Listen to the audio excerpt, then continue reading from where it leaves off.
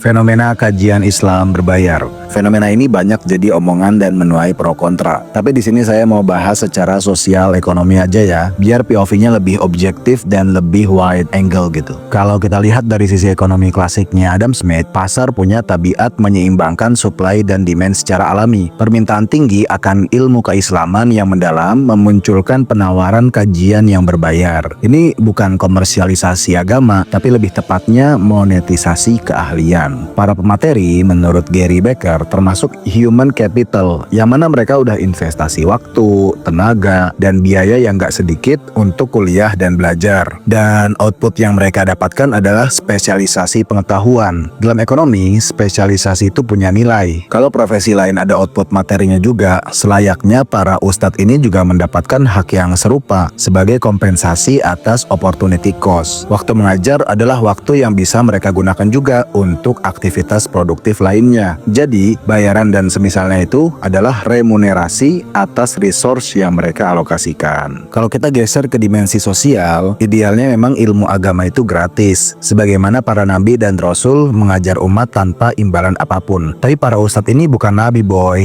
dan dunia terus mengalami perubahan. Dalam teori Emil Durkheim, setiap fenomena sosial punya fungsi, dan kajian berbayar ini bisa jadi fungsi latennya adalah meningkatkan kualitas konten dan memastikan keberlanjutan edukasi. Adanya biaya masuk menciptakan filter antara audiens yang punya komitmen atau enggak. Ini bukan eksklusivitas sih ya, tapi lebih ke value proposition. Audiens yang bayar cenderung lebih menghargai, fokus, dan termotivasi. Dan banyak orang dari kalangan menengah ke atas itu lebih suka bayar karena mereka lebih merasa memiliki. Selain itu, pembayaran memungkinkan penyelenggaraan lebih profesional, fasilitasnya lebih baik, dan mendatangkan pemateri yang juga berkualitas. Tentu, dalam hal ini transparansi dan akuntabilitas penting banget supaya nggak cenderung scam. Fenomena ini menunjukkan agama bisa beradaptasi dengan logika pasar dan kebutuhan sosial kontemporer. Dan digitalisasi dalam kajian agama ini memungkinkan penyebaran ilmu lebih luas, dan monetisasi adalah cara menjaga keberlanjutan ekosistem penyebaran ilmu tersebut.